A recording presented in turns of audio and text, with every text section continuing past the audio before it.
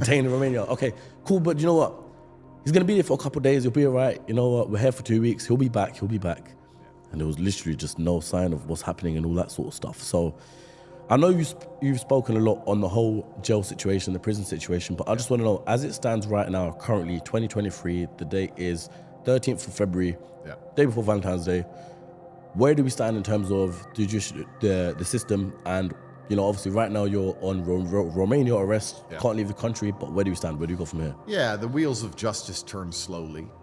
And I'm currently trapped within the country of Romania, but I can go anywhere I want inside of the country. I'm on bail, I guess, effectively. Okay, so I'm going to pick up on one word you just said there, trapped. Why trapped? Well, I see myself as trapped because I see myself as completely innocent. It's kind of crazy how the world has moved. We just talked about how they're going to assault religion, but I believe all of these things are actually interlinked. It's a large web, and I think that religion is also very closely linked to masculinity as a whole. And I think that a man who is strong of conviction, who believes in God, is something that they fear. So they also attack masculinity, and they do that by promoting feminism and also removing any man's capability or abilities to be masculine at any point. And they do that by empowering women, but also empowering the legal system to destroy men at random in the name of women. So I was accused, obviously, of the complete garbage charge of human trafficking via the Loverboy method. And what they're saying is, by being nice to people, I've convinced them to do some work, and I stole the money. And the funny thing about it is they never worked. I never took the money. But the fact that they're trying to say that being nice to a girl now is manipulation. So if you beat a girl, you go to jail. Yeah. If you grab a girl by her hair, you go to jail. If you say, excuse me, please, can you come over here? You go to jail. So you can't escape this insanity anymore, and they're doing it on purpose to remove any capability at all for you to be a man. Women have all the control. We live in a matriarchy. The law is always on their side. They can lie, they can make things up. They're out to destroy you as a man no matter what. They run the household because if you say anything to her, you're gonna go to jail. If they divorces you, she takes all your stuff. Like, it's a matriarchy we live under, and it's very purposeful, and it's kind of scary. I was talking to a friend the other day, and he was saying, so your charges are you were nice to a girl and asked her to do TikTok and keep the money. I said, no, I didn't ask her to do anything. I was nice to a girl who had a TikTok account, and they're saying I stole the money from the TikTok account. They have no proof of this. And he said, bro, I know loads of guys who are nice to girls and buy them handbags. Every girl in Dubai is human trafficked. I was like, well, that's the exact point. Yeah. No one's not human trafficked now. So everyone's human trafficked. And the true objective of all of this insanity and the reason they attacked me, I don't know if you knew this, but I was arrested on the same day that Jeffrey Epstein had a huge break in his case. Oh, really? So type in human trafficking and it's only Andrew Tate. It doesn't say anything about Jeffrey Epstein's Damn. case.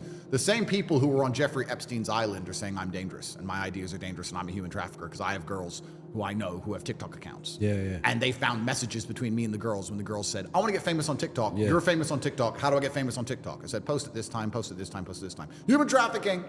The whole point of this insanity is that everybody is guilty all of the time.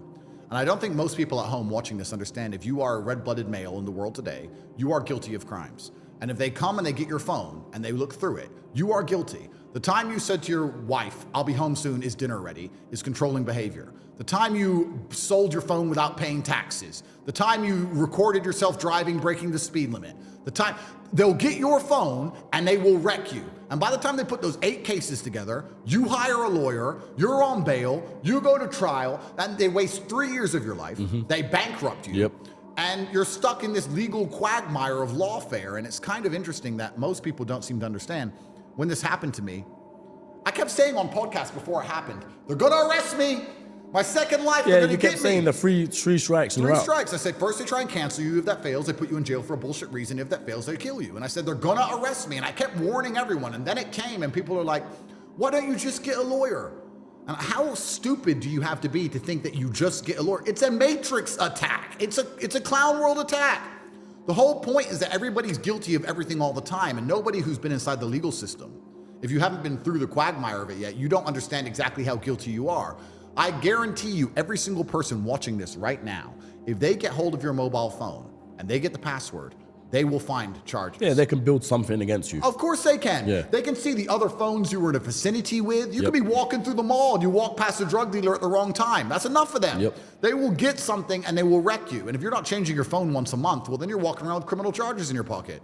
And this is the reality of it. So if you ever get too large, if you ever say things they don't like, because your ability to speak freely is directly correlated with your insignificance. You're only allowed to speak freely if no one listens. If people listen, then you have to be a lot more careful with what you say. Then they come along, they get your phone, and they find any excuse they can to charge you. And what did they do with me? They found me giving timings to girls who have TikTok accounts saying, well, if you post it this time, you'll get more views.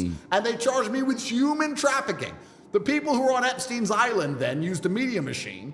The people who were on Epstein's Island used a media machine. It literally I'm gonna say happened. that 3 times. It happened recently as well with Epstein's Island thing. There was a whole thing that came out about it, and I can't remember what it was, the article that they covered it up with. But literally, anything just gets swiped under the rug. The people who were on Epstein's Island used the media machine to convince everyone at home that I'm a human trafficker because I said what time to post on TikTok to some friends who said they were not human trafficked. The girls themselves are saying, we're not human trafficked, this is insane, let him go.